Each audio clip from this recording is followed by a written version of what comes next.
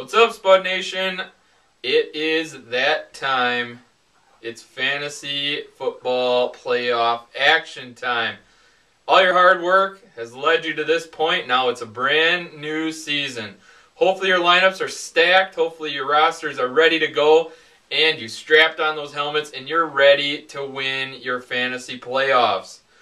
Those of you who've been asking questions, we've been doing very, very well. Keep the winning up. I've been doing pretty dang good on all my advice to you guys. I love all the questions. Keep asking any questions you have. I'm there. I answer very quickly, very accurately, and we get W's. That's what it's all about, making that money, people. If you have any questions, hit me up, Craig at thesportscoach.com. That is C-R-A-I-G at thesportscoach.com.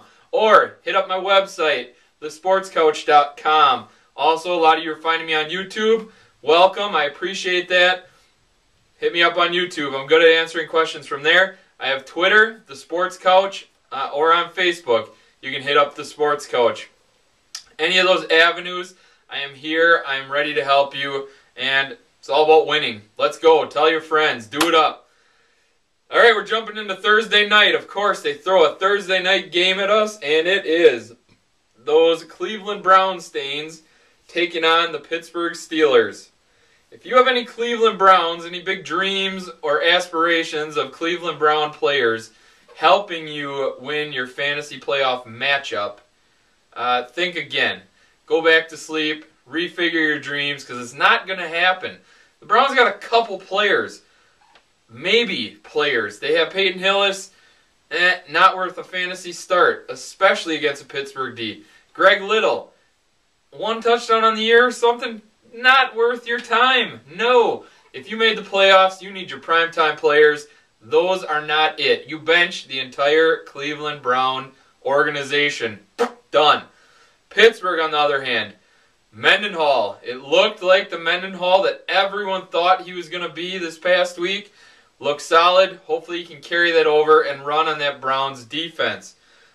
Antonio Brown, red hot, as usual. A lot of targets, making great catches, picking up a ton of yards. Also, Mike Wallace. I swung and missed big time on Mike Wallace this past weekend. I apologize. Hey, we're not all perfect, but hopefully you overcame anyway.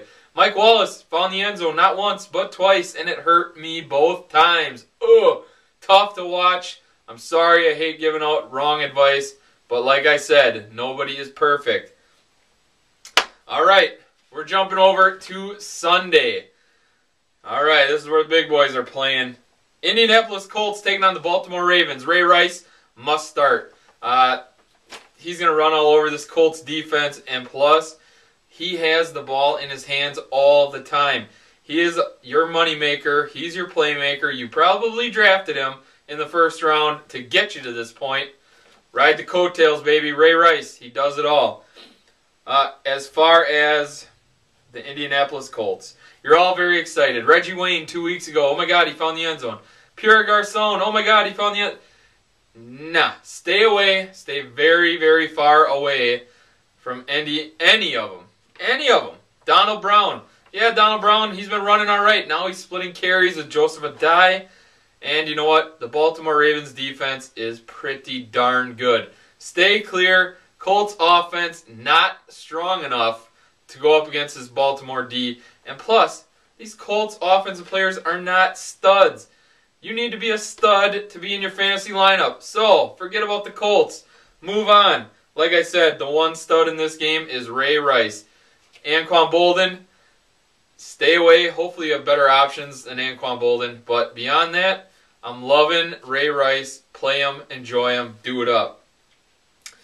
Falcons taking on Carolina Panthers. Cam Newton, you talk about studs, this guy is it. He's legitimate. He is an every week starter. Last week someone asked me, do I start Big Ben or I start Cam Newton? You start Cam Newton every game you can. You have him, you start him, you do it. He's going to look good against Atlanta. It's just what you have to do. Cam Newton can kill you on his feet. He can kill you through the air. And whenever they're in the red zone, that is Cam Newton territory. I love him. Start him. Play him. Enjoy him. As far as the rest of Carolina, Jonathan Stewart, DeAngelo Williams. One will score a touchdown one week. One will score 2 touchdowns the next week. It's not consistent enough for my liking. If you're really, really stretching and you have to play one of these guys, so be it. But do not play them unless it is a stretch, really reaching basis only. I like a guy like C.J. Spiller more than Jonathan Stewart or DeAngelo Williams. So if you went out and snagged Spiller, start him this week over either of those 2 guys. But do not look at either of them as a 1 or a 2 running back in your lineup. Not going to happen. As far as Atlanta, Roddy White has been red hot. You want him in your lineup. The man is a beast. He's a phenomenal receiver. His fantasy production has been on the up climb, right in time for the fantasy playoffs. So, touche for Roddy White. Tony Gonzalez, model of consistency. He's a must-start in your lineup if you have him. And also, Michael Turner is a guy that if you have him and you have other options on your team, it might not be a horrible idea to slide them in. It hurts me to say this. Michael Turner looks like he has hit a wall. Starting about 3 weeks ago, he looks old, he looks slow, he's still getting his 14 to 20 carries. He's barely breaking 50 yards. Hasn't found the end zone. It's hard for me to watch, but this is where you ask me questions. You have different running backs on your roster. Email me, contact me, I'll let you know. We'll win this fantasy playoff matchup together. Moving on. Texans taking on the Bengals.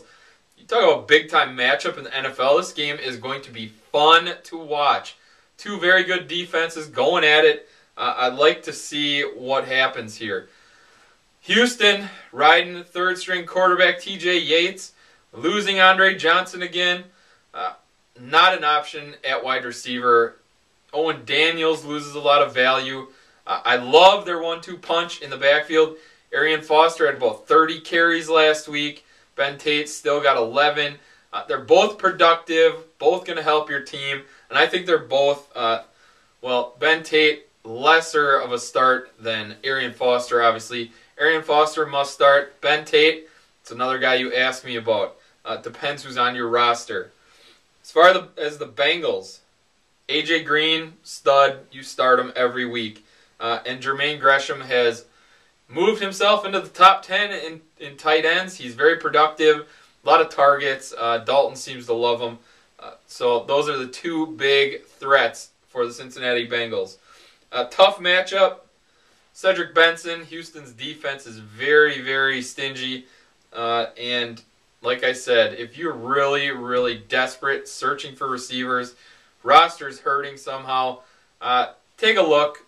Houston's depth chart. Maybe Kevin Walter, slide him in. Someone's got to emerge and catch a couple balls here from T.J. Yates. But like I said, big time stretch if you're picking up any of those guys. Vikings, Lions. Megatron must start. Matthew Stafford should have a huge game as well. And I'm loving Kevin Smith and his resurging career. He's looking studly. He's getting a lot of carries. He's finding the end zone. You can't complain. If you went and picked him up off of the waiver wire, kudos, man. He's a starter in your lineup. Should help you get through the fantasy playoffs. Adrian Peterson, status is in question. Let me tell you, a lot rides on Adrian Peterson. Toby Gerhardt's value, huge if Adrian Peterson isn't there. Without Adrian Peterson, Gerhardt's got some value. With Adrian Peterson in the lineup, Gerhardt worth nothing. Also, Percy Harvin. Oh my God, has he come on to be the man in Minnesota? His value takes a tremendous hit when Adrian Peterson's back. Look at the numbers. It's not me just pulling strings. This is very scientific. He declines when Peterson's in the lineup. Peterson becomes that man. So, follow the injury report. Follow all the news around. I'll keep you updated on Twitter. Anything I hear, I will relay to you. But as of right now, it's not a goal for Adrian Peterson. But still, very early in the week. Buccaneers, Jaguars. Oh my God. I'm going to have to bite another one in the ass right here. I said my sleeper play, Jacksonville Jaguars defense, on Monday Night Football, at home, all the turmoil going on, everything going. Yeah, they sucked. They were playing Phillip Rivers, who's thrown a million interceptions this year. Jacksonville looked horrible, and Phillip Rivers, he dissected them. He dissected that defense horribly. I took a long shot on him. I lost. I won my matchup, but man, did I lose out on that. Jacksonville, I thought you were going to bring it. I thought your defense was going to bring it. Didn't happen. I apologize, and we move forward from there. So, LeGarrette Blount must play for the Buccaneers. I love Mike Williams. A lot of targets. Production's going up. And Maurice Jones-Drew, obviously, for Jacksonville. He touches the ball a bunch. So those are my studs for this game. Eagles-Dolphins. LaShawn McCoy must play. Reggie Bush has emerged as a must-play for the red-hot Miami Dolphins.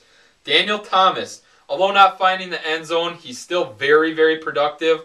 And it seems like the better the Dolphins are doing, the more they're running the ball. Look for Thomas to be very productive. Eagles defense is on the shittier side anyway. They can't stop a nosebleed. So Bush and Thomas should have very nice games. Also, Brandon Marshall.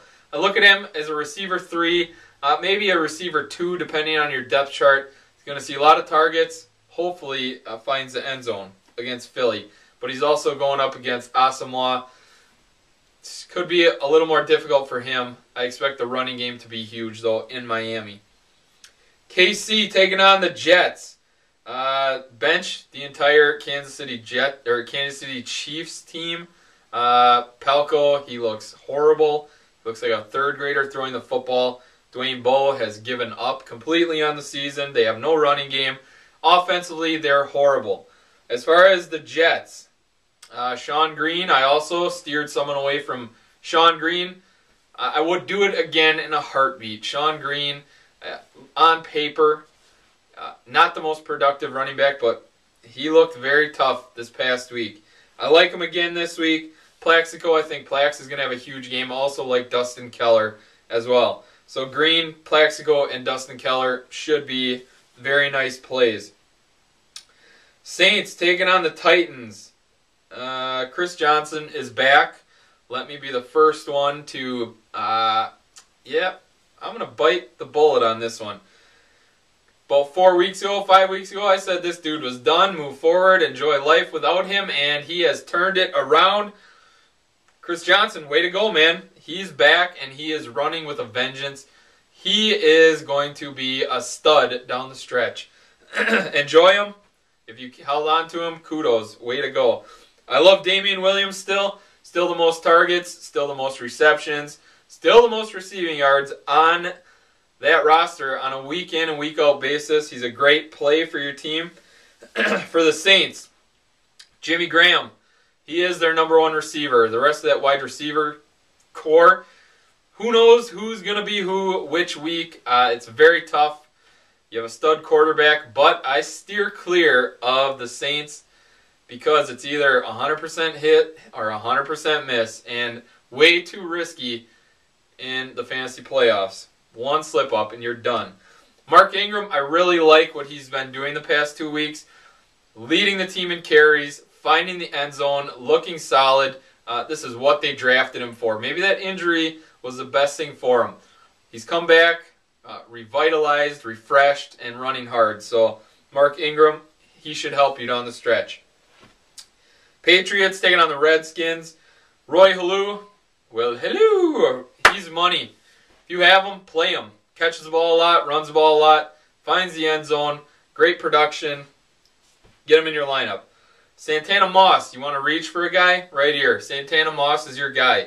Wide receiver 3, well, depending on your depth chart, Santana Moss is not a bad play this week. Patriots defense, not very good at covering the pass, although Sexy Rexy is back there throwing the rock.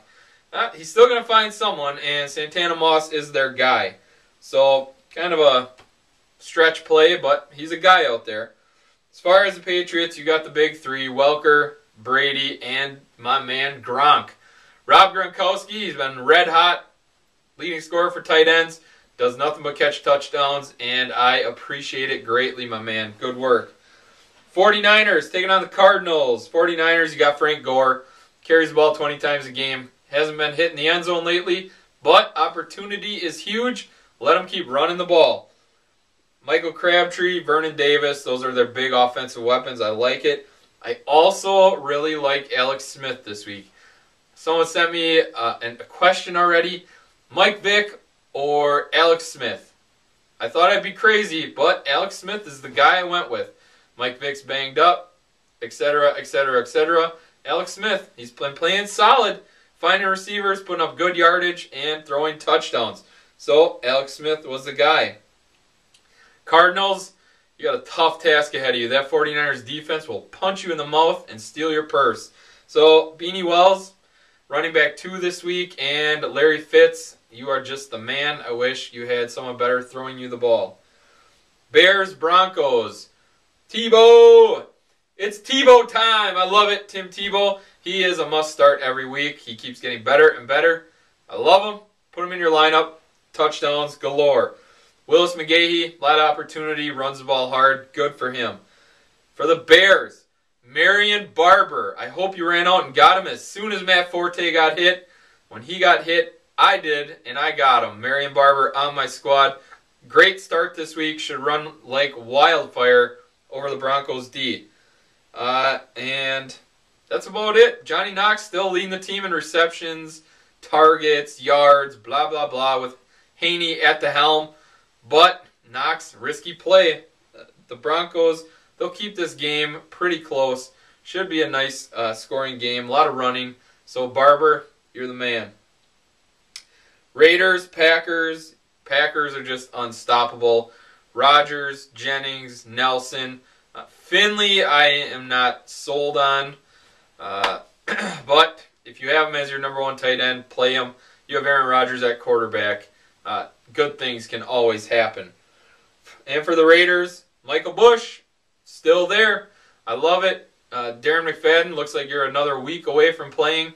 The more I hear that, the happier my squad's going to be.